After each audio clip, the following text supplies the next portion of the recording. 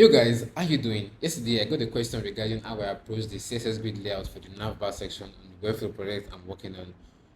Yeah, this is the third time recording this video, so I'm getting frustrated a bit. But I hope this works out well and I hope you understand it.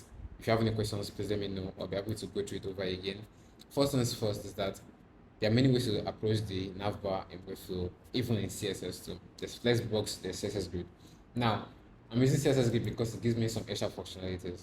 But before I dive into that, I want to explain that I'm using clients first, which this can be done in any Webflow framework. But I think clients first currently allows you to hide some sections, some elements of your Webflow project. So, for example, now you can see this as hide mobile landscape, which means that when it comes to mobile landscape, login is no longer there.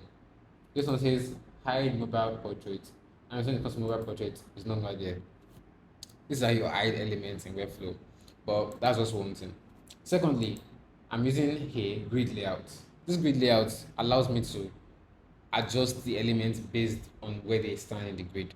For example, now this is 3 column, 1 row, meaning that we have 1 column here, 1 column here, 1 column, 3 columns, and this is 1 row, 1 row. And this has 0.5 FR, 1 FR, 1 FR, and 0.5 FR. If I make this 1 FR, just for you to see how it looks like, and this is 1 FR. Necessarily, it's not that bad, It's it still looks the same to an extent. But because this middle now can take as much links as we want, depending on the size. That's why we build it as 1 FR. And this one doesn't need that much space. We left it at 0.5. Now, depending on what your plan is, I just like it to have smaller elements, to have smaller fractional unit sizes. I don't know why, I just like it that way. And this one over here too, it doesn't need more space, so why give it more space? That is how you can divide your grid and put elements where they want to be and arrange that using the grid layout structure. But the major thing I did here with the grid is this. If you come over here to the CSS Grid nav wrap, you see that I have 3 grids, like I mentioned: the logo, the middle, nav menu, and the nav button.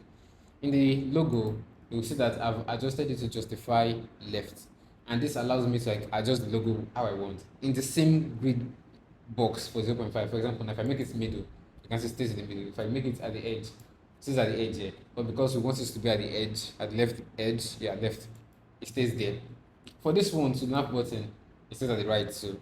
And for this one, I'm sure I can make it to the left, it will work, middle, it will work. But because it already works well staying on the zone without any problem, so I left at the middle without any problem. And you can give it flex box and give it your own spacing too. This grid layout allows you to adjust multiple flex boxes inside the grid, and that's what Flexbox cannot give you. Flexbox will need you to make multiple divs, give you Flexbox, and you're just trying to wrap, and do so much more. But that works in some projects. But for this one, I feel like using a grid layout is way more flexible.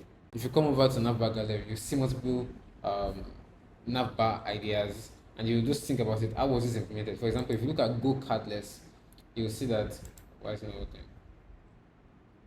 You can see that this has the logo here, it has the nav links here, and it has the nav button here. How will you arrange that? Think of the layout. Which one will work? A CSS grid. Why? You can put the logo here to the left. You can put the nav links here in the middle, but now make it to the right. And you can now put these ones here to the right again. And you just reduce the spacing, make the spacing between each of every one of them 1 rem. Like here now, the spacing between everything here is 1.5 rem. You can make it 1 rem. It's not really showing anything because it's this project doesn't really require more spacing. But in a project like this other one I just showed you now here, the spacing means a lot here, and you will notice it. If it's 1 rem, if it's 1.5 rem, you will notice it. So these are basic ideas of how to approach grid layout for navbar. There are multiple ways you can use grid layout. So over here, so you can see this complex layout I did here is a grid layout. There are so many other things. I don't know what to say right now. I hope this is explanatory enough.